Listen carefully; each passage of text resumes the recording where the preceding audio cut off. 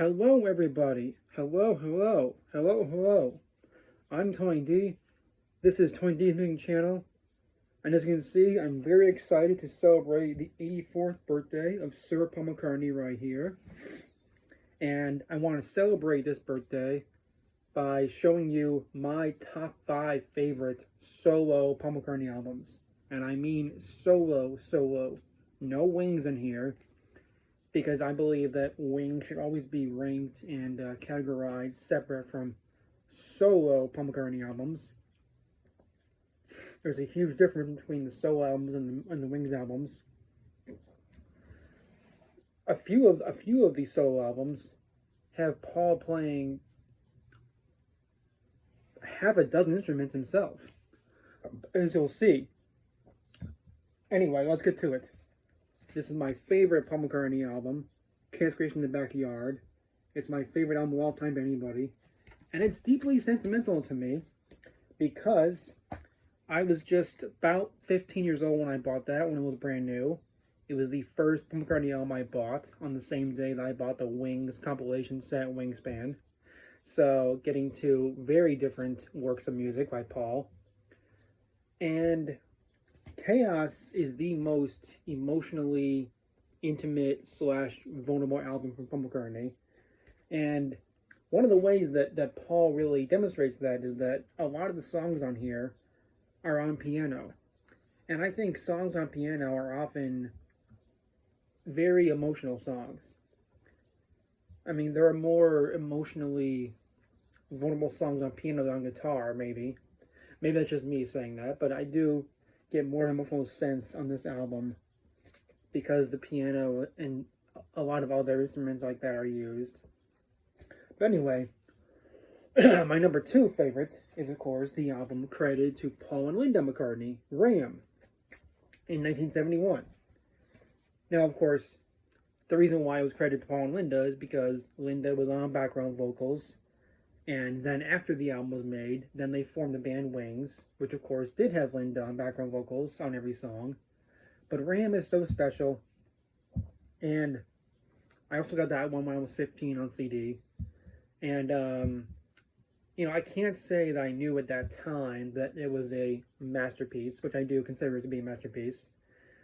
I thought it was a great album when I was that age, and I loved the songs, although I didn't know what all the songs were about. I didn't know what Backseat My Car was about, because I was so innocent. I didn't know what Too Many People was about, because I didn't know the history of that time. But Paul's vocals are outstanding. You get so many different styles of Paul on there. Linda's vocals are outstanding, in my opinion. And the band that Paul assembled was top-notch. Denny Seiwell, amazing drummer. Anyway, number 3 on my ranking is Flaming Pie from 1997. The first Paul McCartney album after the Beatles anthology documentary / compilation albums. And that's why this was the first album of Paul looking back on his life with the Beatles and writing about that on songs like the song we were singing about John. And this album was co-produced by Jeff Lynne, and I think he did a masterful job. And he had a few friends on here as well. Steve Miller playing guitar on Used to Be Bad and Young Boy. Ringo Starr collaborating with him or jamming with him on the song Really Love You. Anyway, number 4 favorite album is Tug of War from 1982. Now, I didn't know this album until I was 23, and I rented it from a library up in Naperville. And I was kind of blown away by some of these songs, honestly. Somebody Who Cares was like, whoa, what? I was stunned by that song, Somebody Who Cares. Because in that song, Paul is singing about loneliness and consoling someone who's lonely and singing, I know how you feel. And just the fact that Paul is telling the listener he knows how they feel if they're lonely, that's just so meaningful, and that's just so special. And it meant so much to me. And obviously, like Flame Pie, this album also has some Beatles connections. It was the first album of Paul's after John's very sad murder. And of course, you've got the song Take It Away, which has incredible harmonies from Linda and Eric Stewart, etc. But Take It Away, I think, has a Beatle connection because it's all about a band trying to make it big, and then some impresario sees them and signs them, like the Beatles with Brian Epstein. And then, of course, you got the song Here Today, which is Paul singing to John, who we had just lost. And then you got Ballroom Dancing, this rocking song about dancing, which we found out later was about Paul and George went to some dancing club or something when they were young boys. And that's just amazing. And of course, you got the second Paul McCartney song that's all about cannabis. You got Wanderlust, which was all about how when he was recording the album London Town, he was on several yachts, and on one of the yachts, this guy didn't let him have any pot on him. And then there was a boat called Wanderlust where he could do whatever he wanted, and that's why Wanderlust symbolized freedom. Anyway, Tug of War is incredible. I'm going to do a video on that separately later. And my number 5 favorite McCartney album is Flowers in the Dirt. This one also I didn't know until I was 23. I got it from a library. And I just think that it's a stunning album in every way. And I really dig every song on here. I honestly do. Honestly. You know, My Brave Face is a perfect song for someone who's had those lonely days where they feel like crap, but they put on a brave face. And it's just pure pop perfection. Rough Ride is a fun song that seems to have nonsensical lyrics, but I think that they're kind of about a fun, edgy, sexy time. You Wanted To, I don't like that much. I like it, but it's my least favorite song on the album. You know, it's just Paul and Elvis Costello doing the same thing Paul and Michael did on the song The Girl Was Mine. Distractions is a gorgeous, gorgeous love song. We Got Married, one of his best songs ever. And I think he said he wrote this about when John married Cynthia. Because it has that great feel of two people getting married and not knowing what their lives are going to be like. And David Gilmour at Pink Floyd played the incredible guitar solo.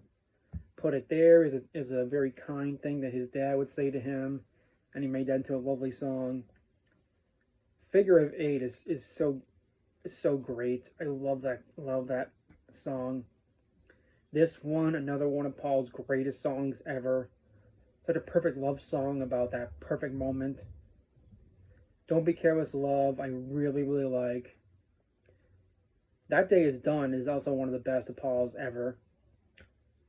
And, you know, Elvis Costello wrote most of the lyrics, which are about his grandmother's funeral. So it's more personal to Elvis than to Paul. But they both do a dynamite job on that song. And, yeah, it has a very hymn-like quality to it.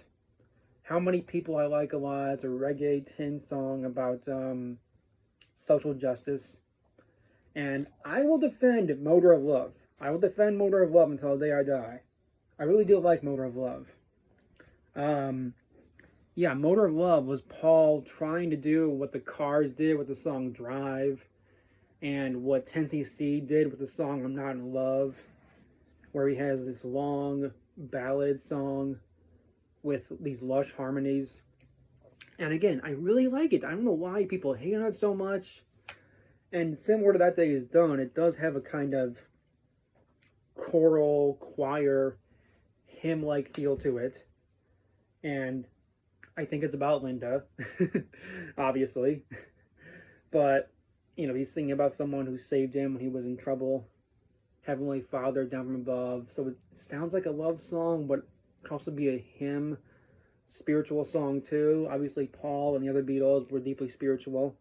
So anyway, those are my top 5 favorite McCartney albums. And I'll do videos later on talking deeper about these albums. But yeah, I just gotta celebrate Paul McCartney, the greatest singer-songwriter ever. I know John is pretty close, but Paul has written more. Anyway, happy birthday, Sir Paul, and happy Father's Day to Paul and to Paul's daughters and son.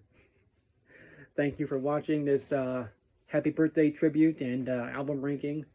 I'll be back with more videos.